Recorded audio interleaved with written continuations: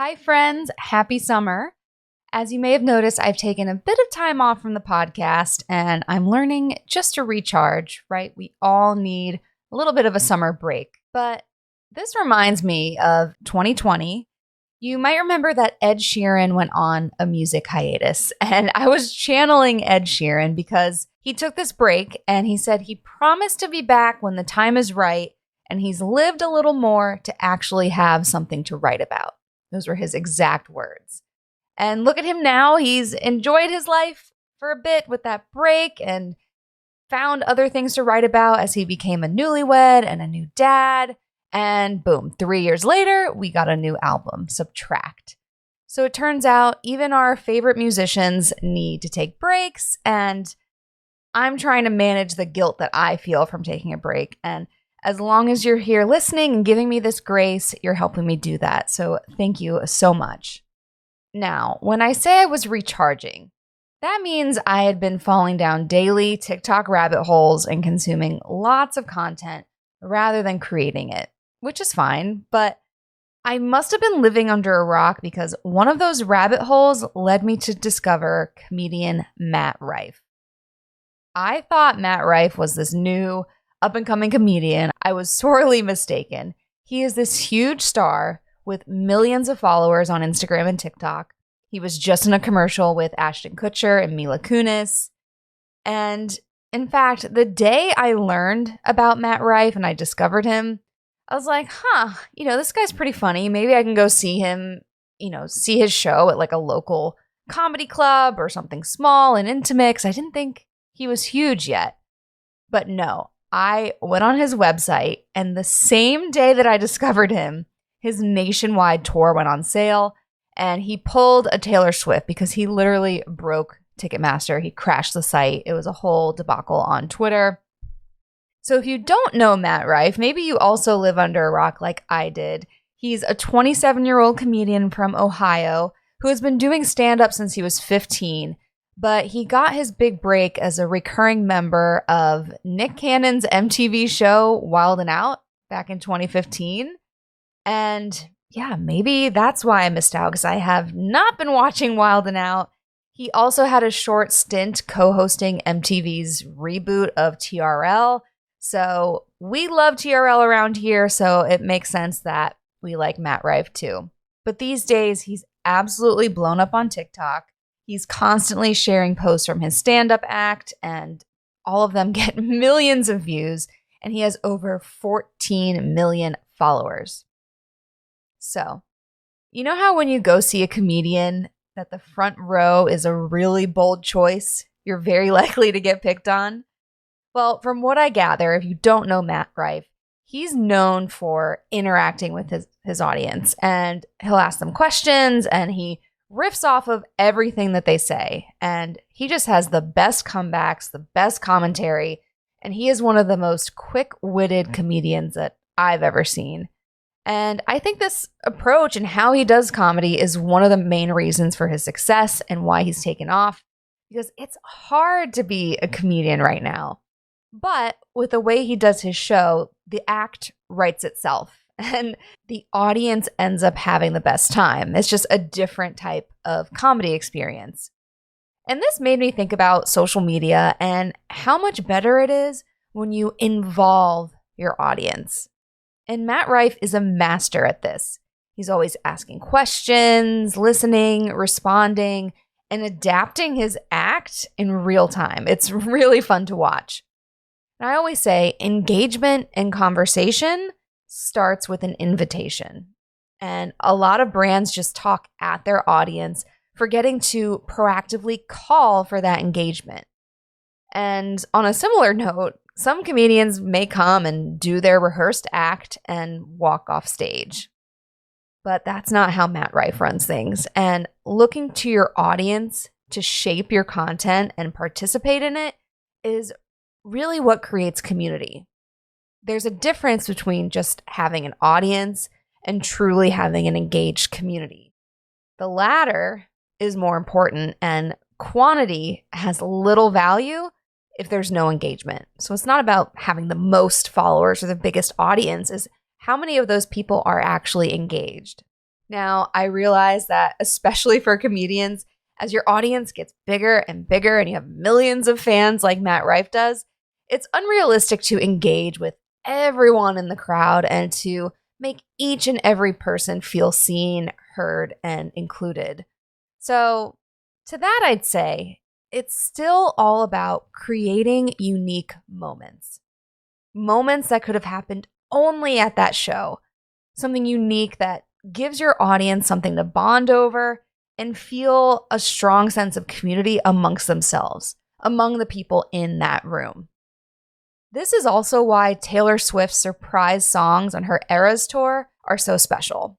And if you don't know what Taylor does, she has her normal set list when she's on tour, but with each city, she'll go back into her catalog, her huge catalog of music. There's obviously not enough time in the show to hit on all of them, but she'll pick 2 songs that are just for that night.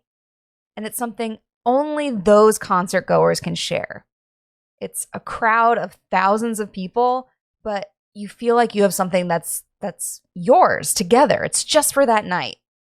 And Taylor's also a master at this. I mean, she had a similar effect during her 1989 tour where she'd bring out surprise guests.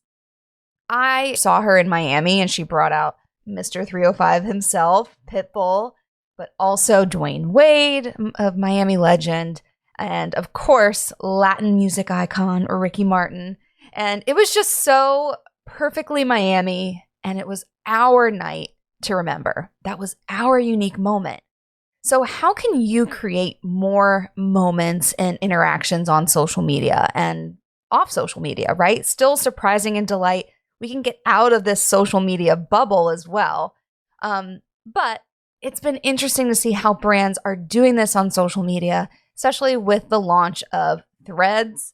I've already witnessed more open-ended conversation and brands just prompting more engagement out of their audience, which is what I always enjoyed on Twitter too.